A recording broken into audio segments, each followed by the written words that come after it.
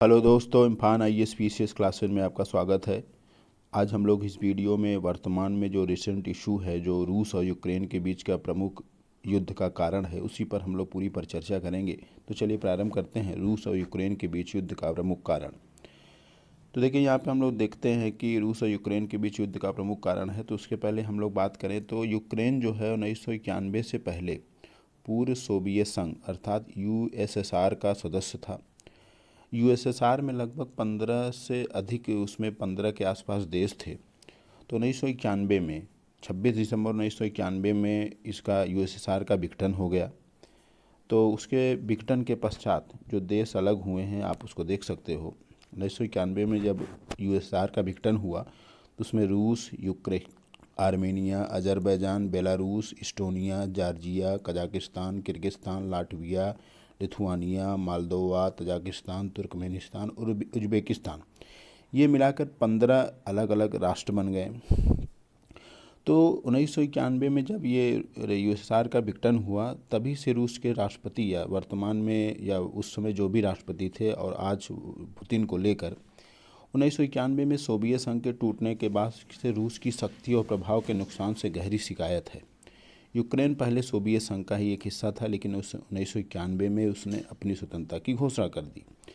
जैसा कि आप जानते हैं कि दूसरी विश्व युद्ध के बाद पूरा विश्व दो ध्रुवों में बंट गया। एक का नेतृत्व अमेरिका करता है तो दूसरा रूस करता है।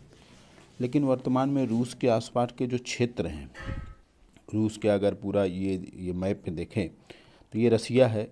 यूक्रेन का जो पूर्वी पार्ट है वो रसिया से लगा हुआ है और जो पश्चिमी पार्ट है वो पूरा यूरोप से जुड़ा हुआ है। लेकिन वर्तमान में यूक्रेन जो है, जो कि कभी USSR का पार्ट हुआ करता था, वर्तमान में इसका झुकाव पश्चिमी अर्थात यूरोप की तरफ जाने लगा है। और यूक्रेन जो है वो नाटो का प्रमुख सदस्य बनने की जुगत में लगा हुआ कि कैसे यूक्रेन नाटो का सदस्य बन जाए। नाटो का सदस्य बनने का खामियाजा रूस को उठाना पड़ेगा, क्योंकि अगर नाटो का ये सदस्य बन जाएगा तो रूस जो नाटो की जो मिसाइलें हैं वो यूक्रेन में तैनात कर दी जाएंगी।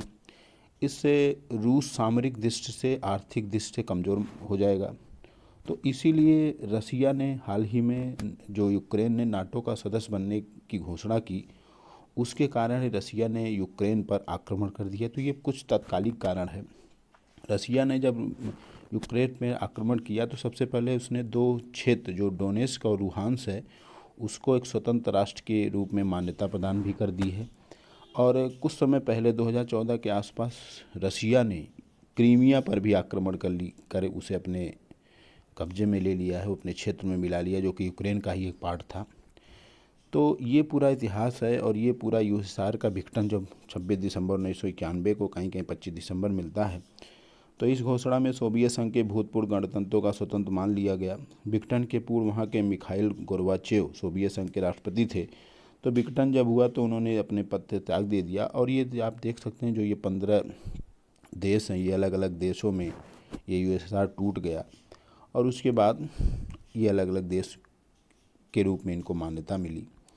और ये यूक्रेन का पूरा मैप है, जो कि रसिया से जुड़ लगता है। तो आप देख रहे होंगे, हाल ही में यूक्रेन की जो राजधानी कीव में ही रसिया ने सबसे पहले आक्रमण किया है। उसके बाद ओललिव में आक्रमण किया है, खार्किव में किया है, ये नाम आप सुन रहे होंगे, ओडेशा में किया है।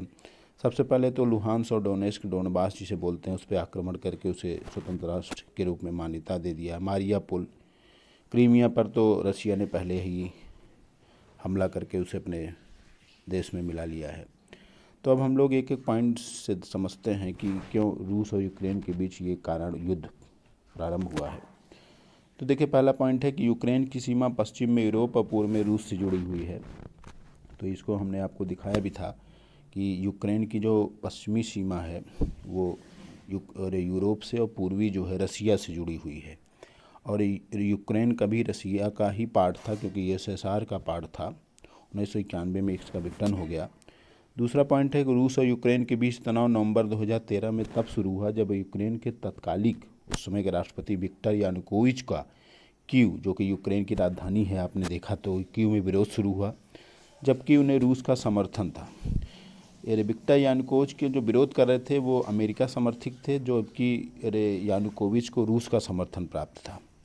तीसरा पॉइंट है कि यानुकोविच को अमेरिका ब्रिटेन समर्थित प्रदर्शनकारियों के विरोध के कारण फरवरी 2014 में देश छोड़कर भाग जाना पड़ा था।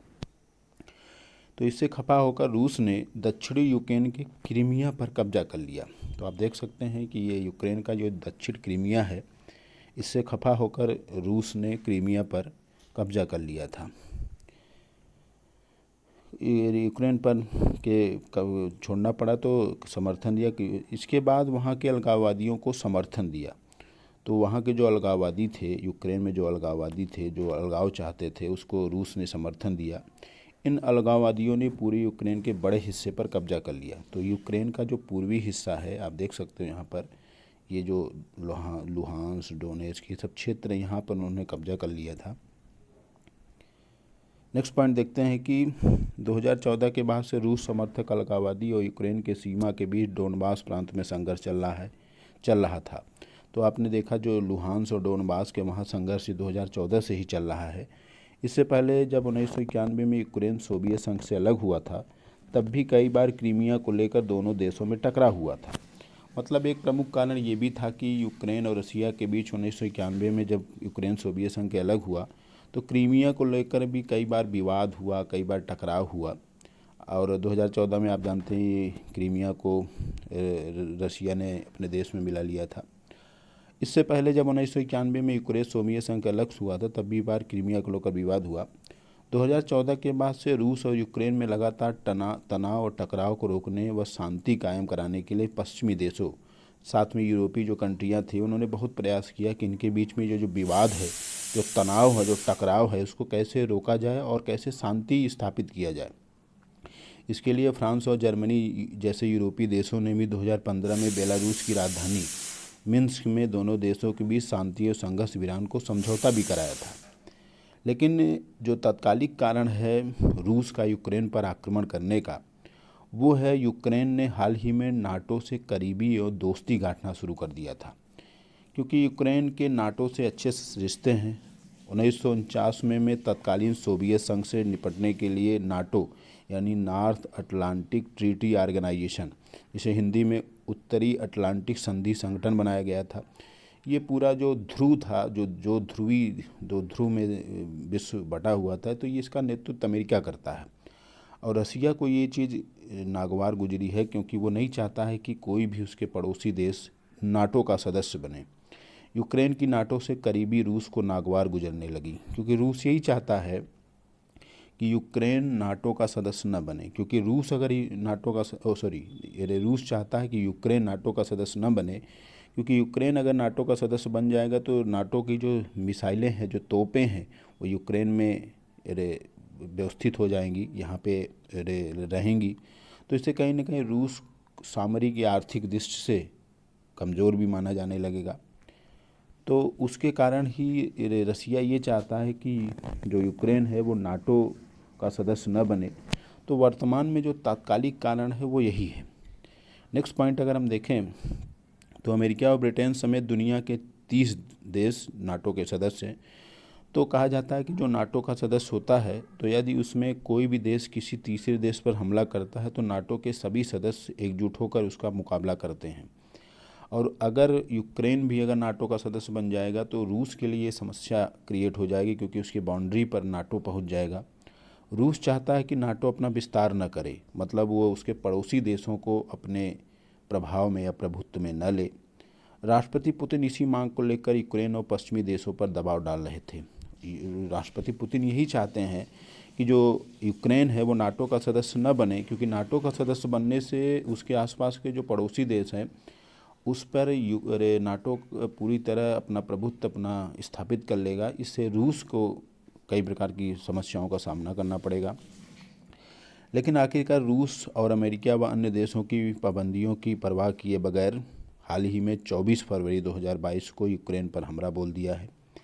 आप जानते हो कि अभी 25वां दिन है ये जब रूस ने यूक्रेन पर हमला किया। उसकी राजधानी कीव, खार्किव, जितने भी बड़े बड़े शहर हैं उस पर हमला करके उनको लगभग नेस्तनाबूद कर दिया है।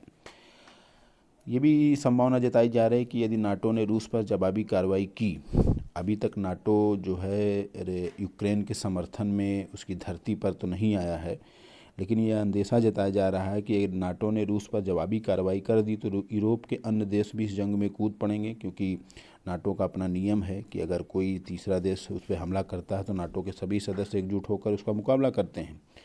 तो अभी तक जो प्रथम द्वितीय विश्व युद्ध हुआ है उसका कितना कितना विनाश हुआ है इसका अंदाज़ा तो सभी को मालूम है।